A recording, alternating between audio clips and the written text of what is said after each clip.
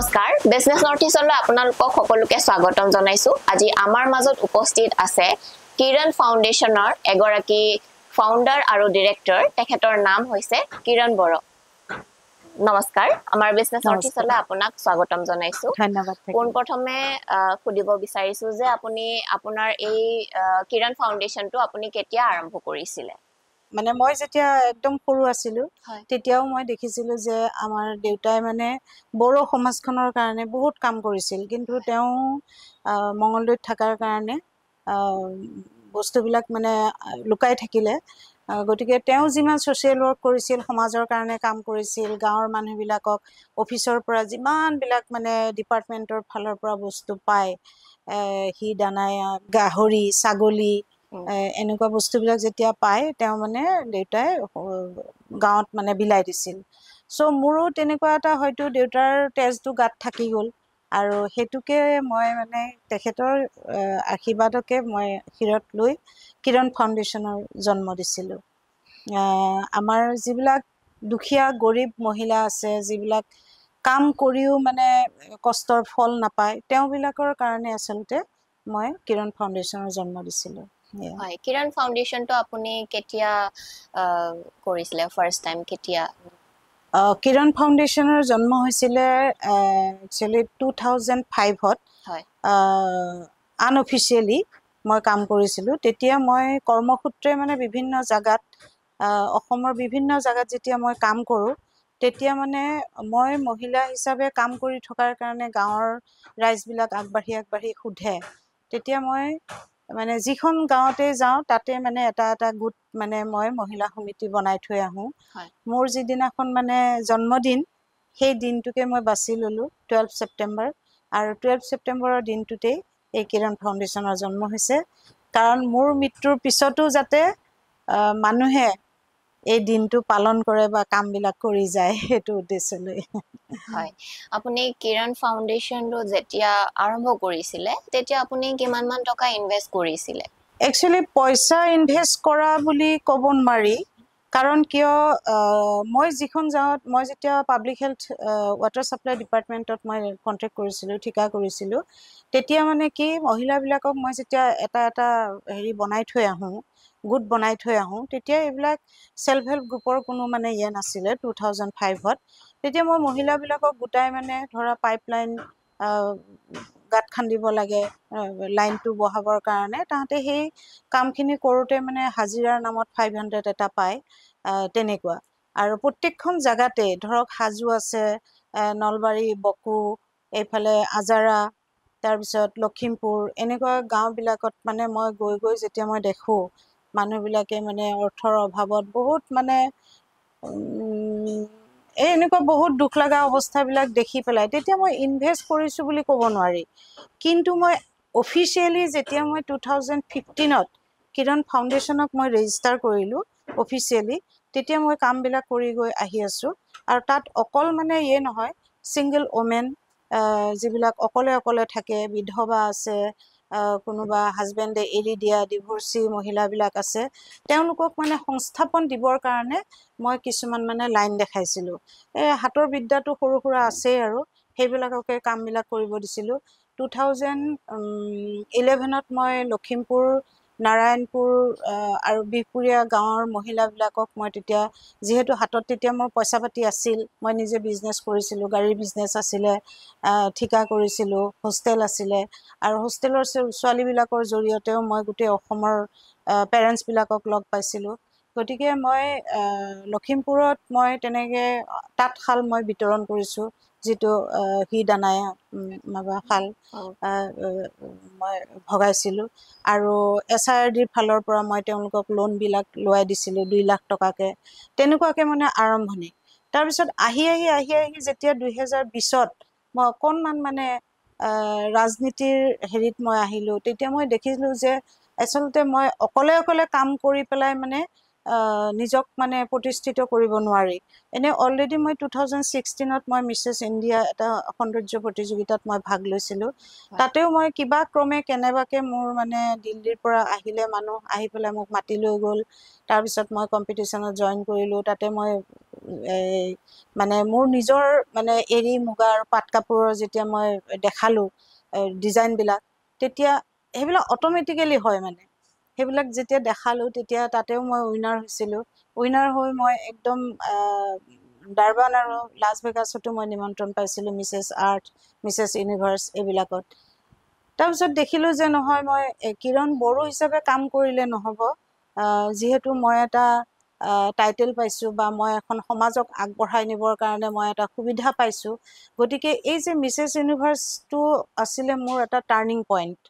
কাৰণ বড়োসকলৰ কাৰণে মানে আমাৰ যিবিলাক জনজাতি আছে, ভিতৰৰ যিবিলাক অঞ্চল আছে, সেইবিলাকক আমাক মানে একদম ছাপ্ৰেছ কৰি থয় বুলি ক'ব পাৰি। মোৰ অভিজ্ঞতাৰ পৰা কৈছোঁ আৰু এনেকুৱা এটা দিন আছিলে, আমাক মানে অলপ দূৰত বহাই আমি জনজাতিবিলাকৰ মানে একোৱে নাই, মূৰত একোৱে নাই, এনেকুৱা ধৰণৰ কিছুমান হেৰি আছিলে। আৰু সেইকাৰণে আমাৰ মানুহবিলাকো ওলাই আহিব নিবিচাৰিছিল। গতিকে মই গাঁৱে গাঁৱে গৈ তেতিয়া মই ভাবিলোঁ যে নাই, কিৰণ ফাউণ্ডেশ্যনৰ জৰিয়তে মই মানুহবিলাকৰ লগত মই কাম কৰিম।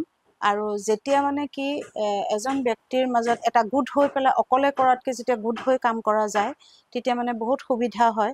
সেইকাৰণে জেগাই জেগাই মই কিছুমান মেম্বাৰ বনালোঁ। আমাৰ BTRত যিখিনি UPPL চৰকাৰ আছে তেওঁলোকৰ মই মেম্বাৰ হিচাপে, এক্সিকিউটিভ মেম্বাৰ হিচাপে মই সোমাই লৈ মই কাম কৰিবৰ কাৰণে সুবিধা পালোঁ।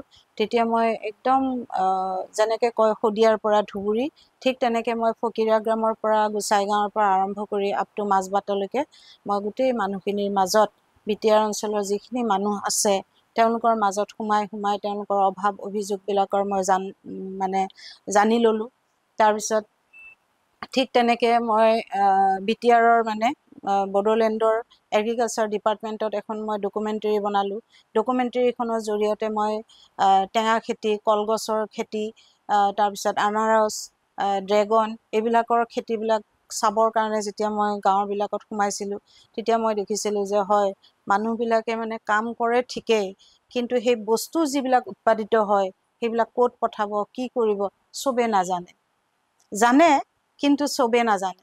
ঠিক তেনেকৈ মই সেইকাৰণে প্ৰচাৰ আৰু প্ৰসাৰ নহ'লে যিহেতু কোনো কামেই আগবাঢ়ি যাব নোৱাৰে, প্ৰচাৰৰ কাৰণে মই এখন মানে বড়োলেণ্ড টুৰিজিমৰ ওপৰত মই এখন কিতাপ বনাইছিলোঁ। এইখন কিতাপেও মোক বহুত যথেষ্টখিনি সঁহাৰি জনাইছে।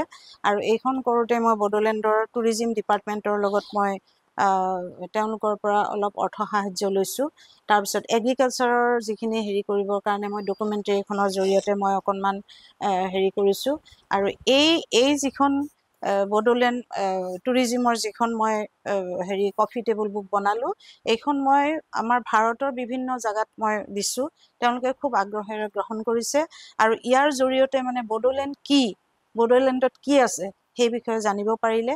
তাৰপিছত মই 2020 চনত নিজ মোগলবেছা ভকতপাৰাণী খাথিয়াও তাতে মই মানে এটা উইভিং চেণ্টাৰ খুলিলোঁ। যিখন গাঁও 89ত জ্বলি পুৰি ৰাখ হৈ গৈছিল, তাত একোৱেই নাছিল। গতিকে মই ভাবিলোঁ যে এতিয়া গাঁৱৰ আমি ওলাই অহাৰ পিছত তাৰমানে যিহেতু 89ত ইমান ডাঙৰ এটা ঘটনা হৈ যোৱাৰ পিছতো গাঁওখন একদম মানে হাইড হৈ আছে বুলি ক'ব পাৰি।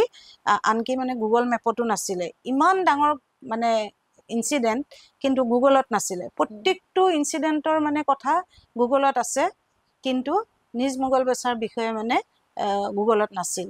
তেতিয়া মই 2020 চনতেই মই আমাৰ পশ্চিম মঙলদৈ ব্লকত গৈ মই তাতে আমাৰ ডাইৰেক্টৰক লগ ধৰি, চম দাস আছিলে, মই নামটো পাহৰিলোঁ, তেখেতক লগ ধৰি পেলাই মই তেখেতৰ গুগলত একেদিনাই মানে নিজ মোগলবেছা গাঁৱৰ বিষয়ে মই তাতে মানে এণ্ট্ৰি কৰিলোঁ। সেই আজিৰ পৰা মানে আজি এতিয়া 2020 চনলৈকে মানে মদ বনায়েই মানে তেওঁলোকৰ এটা আৰ্নিং চ'ৰ্চ আছিল বুলি ক'ব পাৰি। মই যেতিয়া মানে তাতে উইভিং চেণ্টাৰটো খুলিলোঁ তেতিয়া মই নিজৰ ফালৰ পৰাই মই ইনভেষ্ট কৰিছিলোঁ। মানে যিখিনি মোৰ ফাণ্ডৰ পইচা আছিলে সেইখিনিকে মই ইউজ কৰি পেলাই 15খন শাল ব্যৱহাৰ কৰি পেলাই মই তাত গোটেই গাঁৱৰ যিখিনি বোৱাৰী আছিল, জীয়ৰীবিলাকটোতো নায়েই, আমিতো ওলাই আহিলোঁ, জীয়ৰীবিলাক বিয়া হৈ পেলাই ওলাই গ'ল। গতিকে 15গৰাকী মহিলাক মই শালত মানে বহালোঁ। তাৰ পিছৰ বছৰ 2020 চনত মই উইভিং চেণ্টাৰটো বনালোঁ।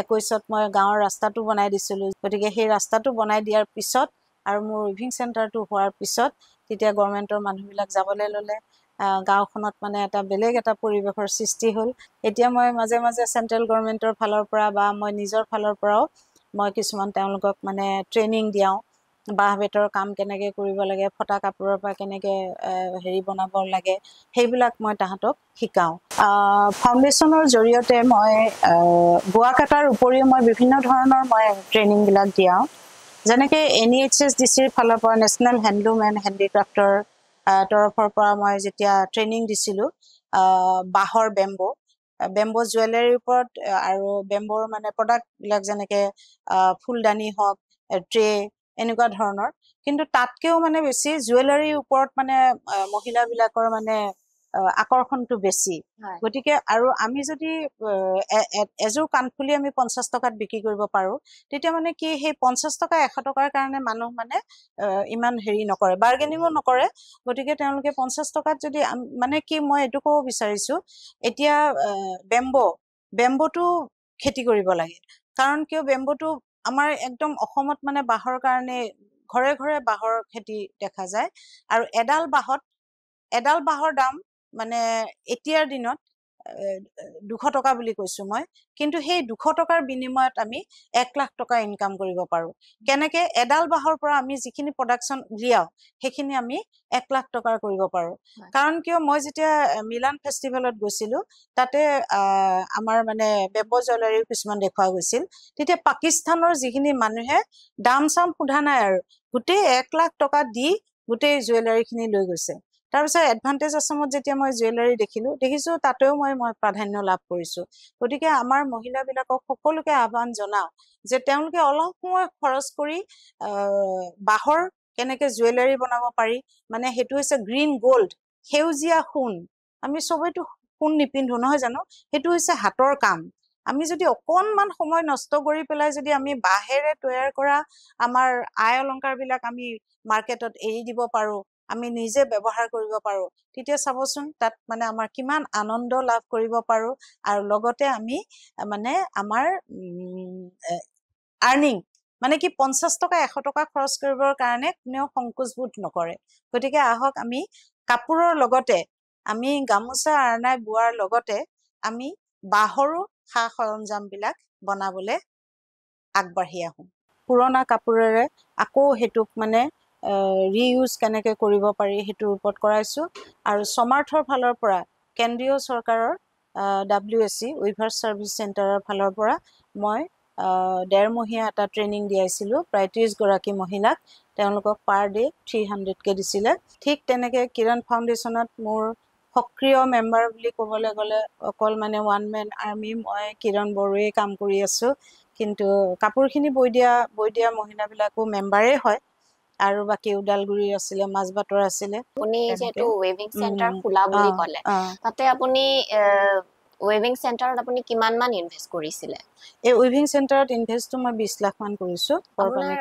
গভৰ্ণমেণ্টৰ ফালৰ পৰাও আপুনি সহায় পাইছে নেকি বা আপোনাৰ গাঁৱৰ ভিতৰত বুলি কৈছে যিহেতু গাঁৱৰ ভিতৰত যদিও মই তেনেকৈ গভৰ্ণমেণ্টৰ ফালৰ পৰা মই কাম আৰম্ভ কৰোঁতে মই একো সুবিধা মই লোৱা নাই বা মই পোৱাও নাই ইন দি মিন টাইম মই ওদালগুৰি ডিষ্ট্ৰিক্টৰো মানে দৈ ফাৰ্ম বুলি জেগা এটা আছে ওদালগুৰি টাউনৰ মাজত ভৈৰৱকুণ্ডত এনেকৈ মই কেইবাটাও এৱাৰনেছ প্ৰগ্ৰাম কৰিছোঁ আৰু NEHSDCৰ ফালৰ পৰা মই ট্ৰেইনাৰ মানে মই 30জনী মহিলাক এনেকৈ নৱেম্বৰ ডিচেম্বৰ মাহত মানে তেওঁলোকক বেম্বো বাঁহৰ মানে বাঁহেৰে কি বস্তু বনাব পাৰি তেনেকুৱা সামগ্ৰীবিলাকৰ ওপৰত মানে মই ট্ৰেইনিং দিয়াইছিলোঁ গতিকে মই গভৰ্ণমেণ্টৰ ফালৰ পৰা মই মোৰ ইণ্ডাষ্ট্ৰিটোৰ কাৰণে পইচা পোৱা নাই কিন্তু এটা কথা ক'ব লাগিব 2024 চনৰ হেণ্ডলুম ডেৰ দিনাখন BTRৰ হেণ্ডলুম অফিচৰ পৰা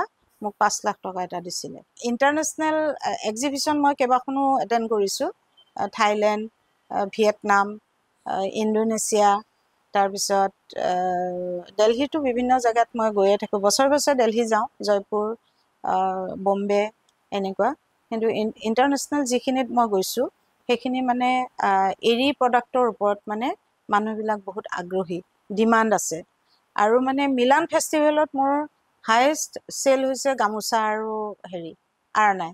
আৰু ফাইনেলি মানে কি মই বেছি ফ'কাছ কৰিছোঁ এতিয়া গাঁৱৰ মহিলাখিনিয়ে যিবিলাক মানে কাপোৰ কানি বৈ উলিয়ায়, অকল মোৰ প্ৰডাক্টেই নহয়, মই গোটেই মানুহখিনিকে মই কৈছোঁ যে তেওঁলোকৰ প্ৰডাক্টখিনি মই লৈ বাহিৰত মানে হেৰি কৰিম। আৰু এতিয়া যিহেতু মই এতিয়া ইণ্টাৰনেশ্যনেলি জানে আৰু যে কিৰণ ফাউণ্ডেশ্যনে মানে এৰীৰ কাম কৰে, তেনেকুৱা। গতিকে এৰীৰ কুচন কভাৰৰ পৰা আৰম্ভ কৰি শাৰী, হেৰি মানুহে মানে কি কম ইনভেষ্ট কৰি পেলাই মানে কম দামত বস্তুবিলাক হেৰি প্ৰফিট বেছি, দামবিলাক কম কৰিব মানে লাগে। আৰু যিমান পাব্লিকৰ ডিমাণ্ড মই দেখিলোঁ আৰু কাৰণ কিয় এটা বস্তু ব্যৱহাৰ কৰে খুব বেছি 3 মাহ, সেইটো কাৰণে সেইটো হিচাপত মানে বস্তুবিলাক বনাব লাগে। হয়, আপোনাক ইনস্পায়াৰ হয় যদি কোনোবাই আপোনাৰ কাম কৰিব বিচাৰে, তো আপুনি তেখেতলোকক কি ক'ব? মইতো তেওঁলোকক বহুত মই মষ্ট ৱেলকামেই কৰিম। তেনেকৈ মোৰ যোনটো মোৰ উইভিং চেণ্টাৰ আছে সেইটো বনোৱাৰ পিছত খৈৰাবাৰীৰ পৰা মানে এটা গ্ৰুপে হেৰি কৰিলে, ষ্টাৰ্ট কৰিলে। তাতো মানে মই হেৰি, কিন্তু মই এতিয়ালৈকে ট্ৰেইনিংটো দিয়াব পৰা নাই। আকৌ বিভিন্ন বেলেগ বেলেগ কামত থাকে কাৰণে, আৰু মই এতিয়া গুৱাহাটীৰ হৈও কাম কৰোঁ, বিটিআৰৰ হৈও কাম কৰোঁ, মানে দুইফালে মেনেজ কৰোঁতে কৰোঁতে মানে কেতিয়াবা সময়ৰ নাটনি হৈ যায়।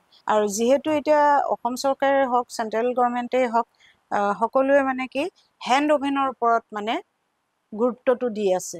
অলপতে এডভান্টেজ আছাম O2 হৈ গ'ল। গতিকে এডভান্টেজ আছামত মই এজনী শিপিনীৰ হতুৱাই মই আমাৰ ভাৰতৰ প্ৰধানমন্ত্ৰী নৰেন্দ্ৰ মোদী ডাঙৰীয়াক বনাইছিলোঁ। সেইখনে বহুত প্ৰাধান্য লাভ কৰিলে, সেইটোও মই চেষ্টা কৰি আছোঁ। যিহেতু আপুনি ক'লে আপোনাৰ ৱেভিং চেণ্টাৰটো আছে, ৱেভিং চেণ্টাৰৰ পৰা আপোনালোকৰ কিমান মান প্ৰডাকশ্যন হয়? মোৰ যিখিনি প্ৰডাকশ্যন হয় সেইখিনি মানে লগে লগে বিক্ৰী হয়। কিমান হৈছে সেইটো কথা ক'ব নোৱাৰি। মেখেলা চাদৰ বনালেতো শালতে বিক্ৰী হৈ যায়। তাৰপিছত আৰনাই আৰু গামোচাখিনিৰ কাৰণে মই অলপ ভাবিছিলোঁ অলপ টাইম ল'ব, হেৰি হ'ব, কিন্তু দেখিলোঁ এডভান্টেজ আছামত মোৰ গামোচা গোটেইখিনি গৈছে। তাৰপিছত এতিয়া অসম চৰকাৰে যিটো বিচাৰিছে 5,000 গামোচা, প্ৰত্যেকগৰাকী এণ্টাৰপ্ৰিনাৰে 5,000 গামোচা দিব লাগিব। এনে পিছত আপোনাৰ এটা মানে এখন গামোচা আপুনি কিমান মানত চেল কৰে? মিনিমাম 350, 400, 500, 1000, 1500, 2000লৈকে গামোচাৰ দাম আছে। মানে ডিজাইনৰ ওপৰত কথা, কোৱালিটিটোতো বেষ্ট কোৱালিটি। আৰু ডিজাইন যদি ভাল হয়, মই এখন গামোচাত মানে 2000কেও বিক্ৰী কৰিছোঁ। আপুনি কোৱালিটি কেনেদৰে মেইনটেইন কৰে? মানে কোৱালিটি মই কেতিয়াও, ভেজালটো মই কেতিয়াও নকৰোঁ। লাগিলে মোৰ কাপোৰ বিক্ৰীয়েই নহওক, কিন্তু মই কেতিয়াও মানে ডুপ্লিকেচিটো কৰিব নিবিচাৰোঁ। ৰাইজে মানে আদৰি লৈছে। আৰু গামোচা আৰনাৰ বাহিৰেও ষ্টল লগাওঁ, যিটো দুপাট্টা হয় সেইটো লগাওঁ। তাৰপিছত এৰীৰ মাফলাখন বনাই পেলাই তাত আকৌ মই এম্ব্ৰইডাৰী কৰাই দিওঁ, কাৰণ শালত আকৌ মানে ফুল তুলিবৰ কাৰণে হ'লে তাতো আকৌ বহুত হেৰি আছে। গতিকে আৰু এৰী শ্বল, এৰীৰ শাৰী নহয়, কটনৰ শাৰীবিলাক আৰ্মি অফিচাৰবিলাকে লৈ ভাল পায়। কটনৰ শাৰী কিমান মানত বেচে? মোৰ কাপোৰৰ দাম একেবাৰে কম, 2500 টকাৰ পৰা আৰম্ভ হয়, কেতিয়াবা 1500 টকাতে দিবলগীয়া হয়। মানে মই ইমান ধৰি মেলি নাথাকোঁ আৰু তেওঁলোকে ভাল পায় বুলি কয়, গতিকে মোৰ সূতাৰ দামটো ওলালেই আহি যায়। আৰু ট্ৰেড ফেয়াৰত যে যায়, সেইবোৰত আপোনালোকে পেমেন্ট কৰিব লগা হয় নেকি? নাই, মই সেয়া গভৰ্ণমেণ্টৰ সহায়, মানে এই যে আমি প্ৰগ্ৰামবিলাকত যাওঁ, এক্সিবিশ্যনবিলাকত যাওঁ, তাত পইচা দিব নালাগে। আপুনি কিৰণ ফাউণ্ডেশ্যনটো যিহেতু বহুত দিন হ'ল, আপোনাৰ ইয়েৰলি টাৰ্ণ অভাৰটো কিমান? ইয়েৰলি টাৰ্ণ অভাৰটো ক'বলৈ সেইটোৱে মই ভালকৈ নাজানো। 45 lakhs মান হয়। আপোনাৰ ইন ফিউচাৰ আপুনি কেনেদৰে আগুৱাই লৈ যাম বুলি ভাবিছে আপোনাৰ কিৰণ ফাউণ্ডেশ্যনটো? এতিয়া মই ভাবোঁ যে আমাৰ অসমৰেই হওক, বিটিআৰখনো অসমৰ ভিতৰতেই।